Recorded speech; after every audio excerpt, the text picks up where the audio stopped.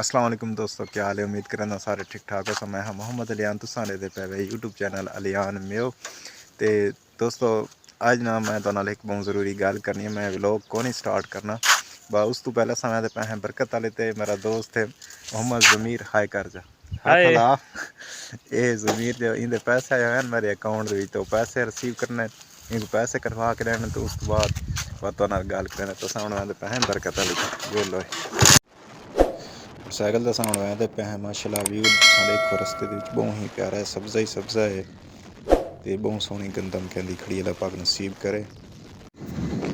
मेरा खान मोटरसाइकिल आस्ता चला कहना भाई ढह वजूँ तो ना पहुँचने तो बेहतर है बंदा थोड़ी ना देर नाल पहुँच जाए तो मोटरसाइकिल एहतियात नाल चलाना चाहिए। फाइनली अस पैसे निकलवा गिद्दे तो हुण अस पे पे हैं वापस क्योंकि इतना सा बिया कोई काम है ही कोना। जब फाइनली अस पिछा वाला हैं बरकत वाले तो पैसे अस निकलवा घेना है तो दोस्त मेरा अपने घर लगा गया तो जिवें कि मैं तो पहले दसा ही तुसां थंबनेल भी देख गिद्दा सी कि असां ना कहदे बारे अज गल करनी है तो जिस बंदे दे बारे में गल करनी ना किसी तारफ का मोहताज को नहीं।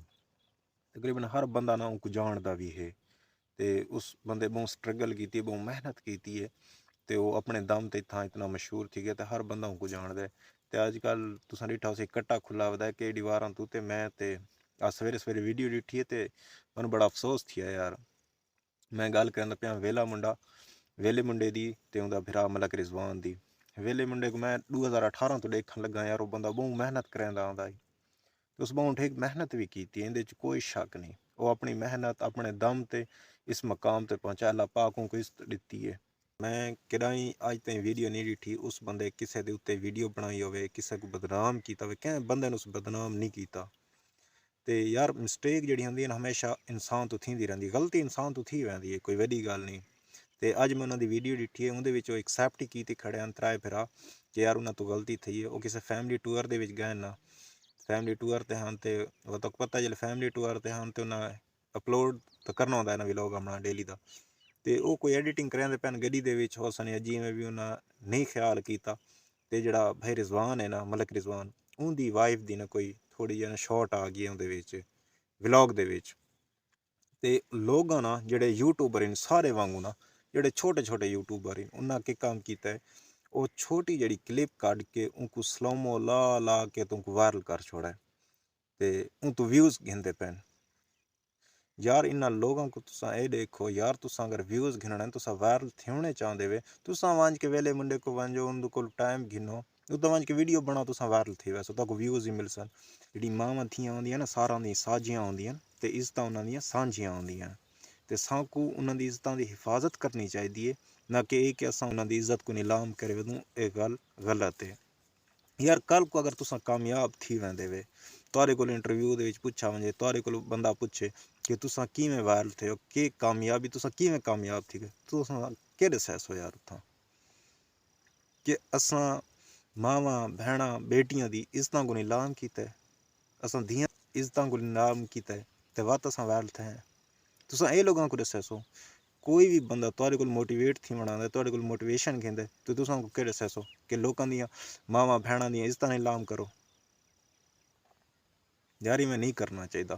उतो कुछ लोग इन जेह्ड़े कमेंट करेंदे कि यार तुस आ वीडियो लीक करेंदे वे यार वो क्यों वीडियो लीक करे सन। अल्लाह पाक उन्होंने को बहुत इज्जत दी हुई है उन्होंने फैमिली तो इलावा जी वीडियो उन्होंने तो लखों व्यूज़ हैं उन्होंने को क्या लोड़ है। तो अगर उन्हें व्यूज़ ही गिनने होंगे तो शरेआम गिना दे यार तुस उन्होंने डाक सकते हो या तुहारे पाप बांधे नहीं डाक सकते। तो यार इवें गल नहीं करनी चाहिए खास कर इन्हें यूट्यूबरां को यार अज तुसा करेंदे पे अल्लाह पाक तो कामयाब करे जेह्ड़े तुहाडे हालात नहीं में तो नहीं लगता तुसा कामयाब थी सो लेकिन अगर थी भी वेंदे वे कल को तुहारे नाल कोई यार करे तो वल तुहानू किवें लगसी। तो यार इवें ना करो ये वीडियो ना बनाओ अगर तुसा वायरल थोना तुसा उनके कोल टाइम गिनो शहजाद भाई को वेले मुंडे को आखो उहदे नाल वीडियोज़ बनाओ तो नाल वीडियोज़ बनासी बहुत नाइस बंदा है तो तुसा वायरल थी वंजो लेकिन किसी की इज्जत नीलाम करके वायरल नहीं थे होना चाहिए ये गलत गल। मुख्तसर यार मैं ये आखना चाहना कि इन्होंने यूट्यूबरां को कि तुसा कहते इल्ज़ाम ना लाओ कहती इज्जत को नीलाम ना करो मेहनत करो जिमें उस शहजाद मेहनत की थी ना वेले मुंडे मेहनत की थी तुसा भी मेहनत करो इंशाल्लाह ज़रूर कामयाब थी वैसो। ਇਹਦੇ 'ਚ ਕੋਈ ਸ਼ੱਕ ਨਹੀਂ ਕਿ ਅਗਰ ਬੰਦਾ ਮਿਹਨਤ ਕਰਦਾ ਨਾ ਉਹ ਕਾਮਯਾਬ ਜ਼ਰੂਰ ਥींदा है। ਕਾਮਯਾਬੀ ਉਹਦੇ ਕਦਮ 'ਚ ਮਿਲਦੀ ਹੈ, ਲੇਕਿਨ ਇਹ ਨਹੀਂ ਕਿ ਗਲਤ ਤਰੀਕੇ ਨਾਲ ਹੀ तुसां कहंदी इज्जतां को नीलाम की खड़े वे वल तुसां को ऐसा कामयाब थींदे ते इवें कोई बंदा कामयाब नहीं थी सकदा।